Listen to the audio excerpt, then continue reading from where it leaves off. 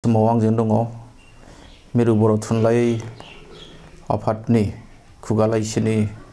लोगो सुजुगिरि मुस्रि रुपनाथ मोसाहारि बिथां आरो लोगोसे उदालगुरि जिल्ला बर' थुनलाइ आफादनि नेहाथारि मुस्रि फिथारगोरा दैमारि बिथां। जोङो बयबो मिथिगौ जे बर' थुनलाइ आफादनि जि 63थि बोसोरारि जथुमा बेयो फैबाय थानाय 19, 20 आरो 21 जानुवारि 2024 बक'नि गान्धी मैदान समन्वय क्षेत्र बहाय जानो थांगासिनो दङ आरो जिहेतु बे हाबाफारिया जोबोद गाजा गोमजायै जागोन। दा बेवहाय बर' थुनलाइ आफादा मा हाबाफारि लादों बेनि सोमोन्दै गेदेमा रायजो राजा बिथांमोननो मिथिहोनांगौनि बिबान जोंहा दङ। आं बेखायनो दिनैनि नैबे हरखाब जि खौरांगिरि मेल बेखौ नोंथांमोनखौ लेंहरनानै लानाय जादों आरो बेनि गेजेरजों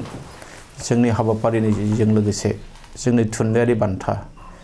जोंनि गेवलां मेलनि सोमोन्दै जोंनि सावराय मेलनि सोमोन्दै गासैबो बाथ्राखौ मिथिहोनो थाखाय आखायाव लानाय जादों। दा जोंनि हाबाफारिया 19/1/2024 खालि एबा शुक्रबार खालि फुंबिलि 7 रिंगायाव बानजाय आफादनि मावख' बेखेवनाय हाबाफारिजों जुरिनानै जोंहा गाहायै मोनसे खोब मोजां हाबाफारि बेवहाय लादों बिथांमोना बानजाय आफादा आरो बेनो जाहैबाय जे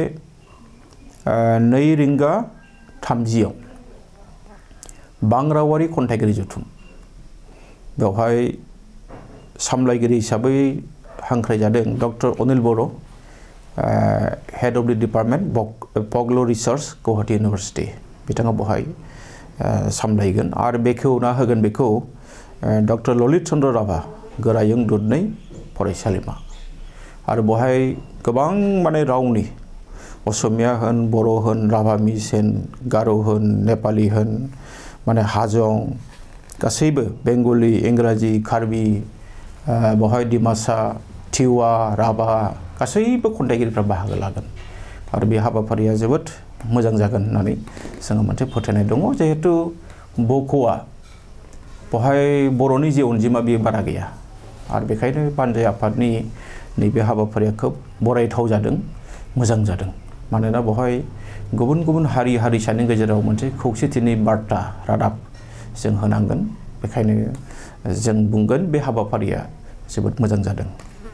आरो ओइदिनखालिनो जोंहा 2 रिंगायाव जोंनि थान्दैफोरनि नुजाथिनाय आरो मुं रेबथुमनाय बे जागोन। जोङो थान्दैफोरनि अनजिमाखौ गासै जोङो 1200सिम जों आसा खालामदों आरो बिनि बादैबो जोंहा बानजाय आफादनि गोबां थाबाय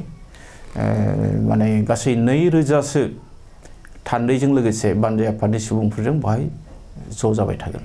आरो जों रिपर्ट मोनदों जे बेवहाय 500सो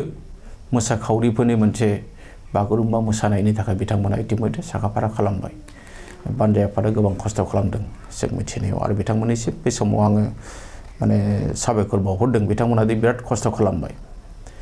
मोनाबिलि 6 रिंगायाव बर' थुनलाइ आफादनि जि मोनसे खान्थि बायदियै जोंहा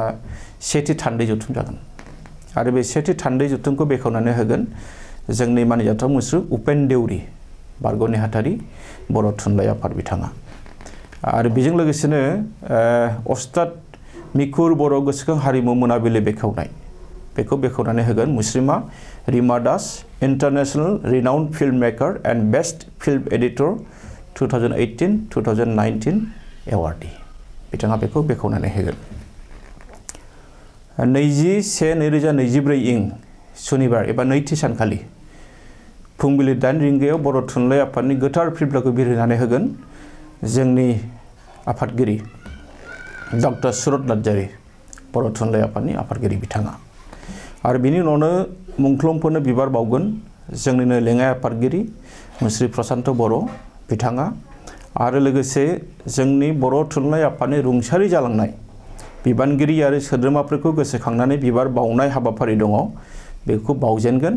मुस्रिमा नीलिमा बसुमतारी लेङाइ आफादगिरि बर' थुनलाइ आफाद बिथाङा। बेनि उनावनो मोनसे खोब गोनांथार हाबाफारि फुंबिलि 10 रिंगायाव बे जाहैबाय बिसम्बि आरो गुबुन गुबुन बिजाब बेखेवनाय। बेवहाय मासिगिरि हिसाबै जोंनि बर' थुनलाइ आफादनि मानिजाथाव लेङाइ आफादगिरि मुस्रि सीताराम बसुमतारी बिथाङा मासिखौ लागोन आरो बे बिसोम्बि बेखेवनाय हाबाफारियाव राभा हासं गाव हायुं खुंथायनि चिफ एबा गाहाय बिथां टंकेश्वर राभा बिथाङा बेखौ बेखेवनानै होगोन आरो बे हाबाफारिनि गाहाय आलासि महरै बाहागो लागोन आसाम सरकारनि सोलोंथाइ बिफाननि मन्थ्रि डक्टर रनज पेगु बिथाङा बे हाबाफारियावनो जर'खा आलासि महरै जोङो हांख्रायदों आरो बिथांमोना बहाय बाहागो लागोन बिथांमोनानो जाहैबाय डक्टर सूर्यकान्त हाजरिका आफादगिरि अहम साहित्य सभा बिथाङा इतिमध्ये जोंनो कनसेन्ट होखाबाय आरो जों बे मथे बिथांखौ बे हाबाफारियाव लुबैदों बेनि उनावनो बिथांजों लोगोसे असमिया समाजनि सासे मुंदांखा सुबुं मुस्रि जयन्त बरुवा बिथाङा सादिन प्रतिदिन खौरां बिलाइनि बिगोमा आरो बेल' नङा बिथाङा